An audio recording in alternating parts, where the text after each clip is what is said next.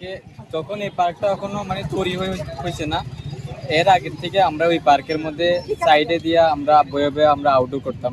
ওটার মধ্যে যেমন ওয়াটার লিলি আছে, আরও ওই এরকম টাইমে অটাম টাইমে অনেক পাখিগুলো এসেরা ওইদিকে মানে সাইবেরিয়ান বার্ড সিনের মধ্যে আছে।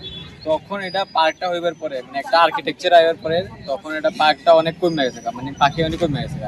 তারপরে পার্কের মানে জলের মাঝখানে অনেক ব্রিজ এরকম বানাইছে, ওইটার লাগেও পাখি আর আইতে পারে না।